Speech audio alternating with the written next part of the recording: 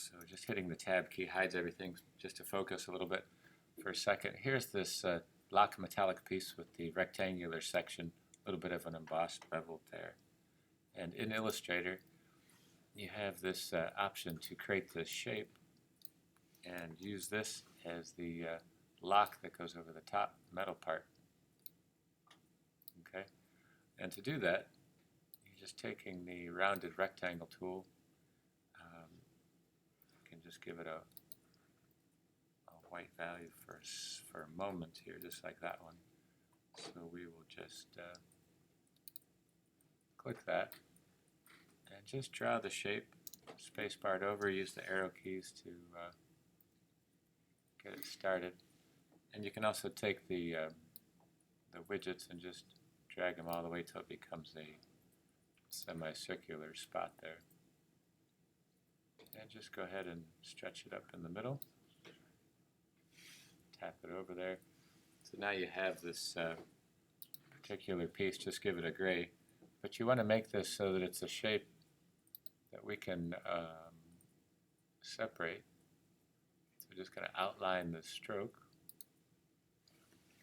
So now it has a section here that we can give as a gradient fill like that. So a couple options to kind of work with.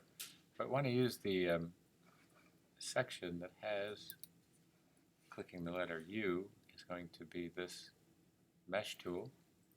And when you click, you see you can't actually make it. It is a compound path, but we'll just split it in half just to make it easier.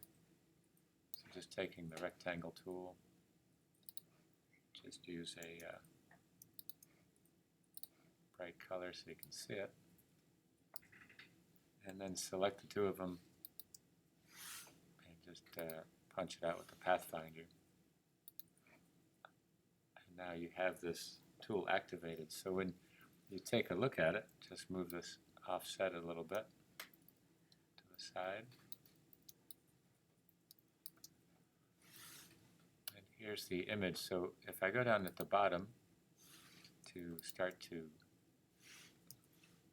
set these points, see it shoots up this line going across, and I have dark gray, so I just make that color a dark gray and continue to separate some. Here I just made it black, and I might go right at that distance, and I still have black as the color, so I'm just going to click some of these to set the parameters in there. You can see how it arches it around. Now if you backtrack, you're trying to keep it close to the edge at first, and if you keep it right at the base, it'll give you a little bit more of a smoother transition to curve across. You can kind of see if you keep them held in there as well. And you can click on the highlight. You can take the direct selection tool to select a point at a time. Depending on which color of gray you have, you can start to illustrate the curvature of this as it goes around.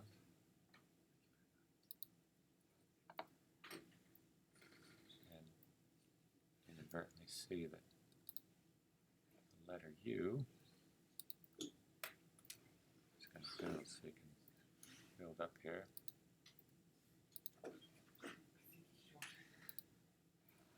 It'll give you this metallic metal section to go through.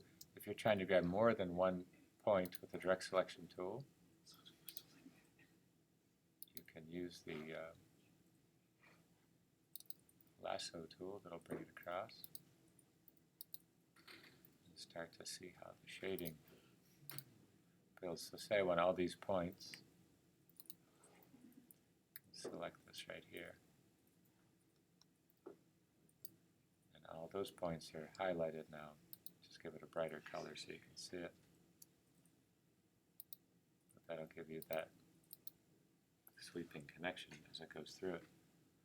So it's just a matter of then trying to shade with that look to it. And that's what that one is. So just kind of set that there. For this shape, I'm just going to take a rectangular tool, set it off to the side. And here I have some presets with the gradients and can use them inside here with the gradient tool. When you go on board, you can edit these colors right away. You can change their edges, put these close to the edge, take the value that's going to make it a crisper piece, and that'll allow me to build that edge right up from the beginning. I don't need to use any filters, and it'll get me that color pretty accurately there.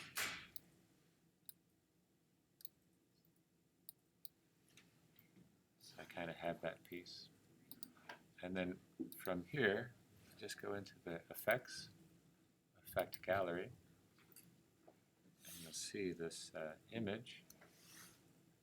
And if I have grain I picked in here, this is the first filter.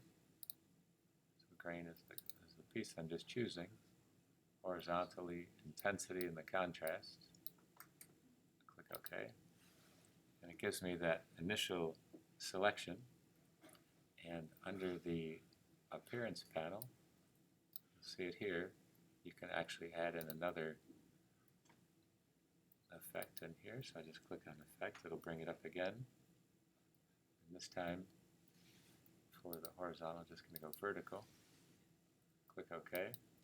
So now I have a cross piece, and all that is two effects, one horizontal, one vertical, right over top of one another.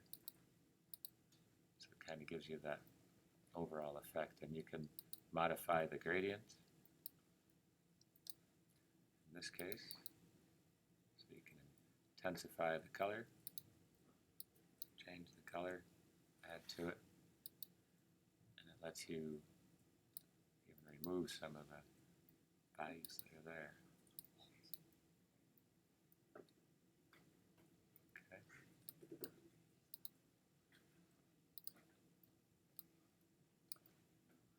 And then just selecting these two using the Align panel, or you can just click it straight across like this.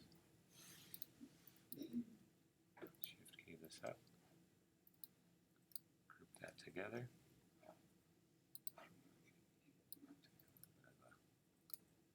Black background.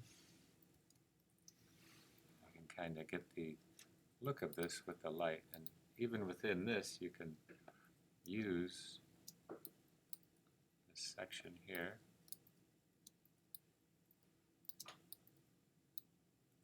and you can select the background and use the tool itself on the background and try to change some of the gradients as well. So it's kind of a nice connection. You can kind of see how they're brought together. And it gives you this overall look to it.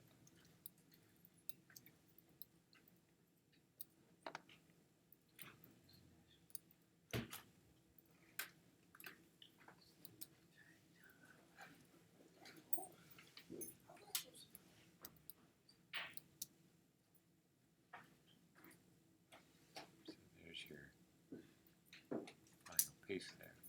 That's all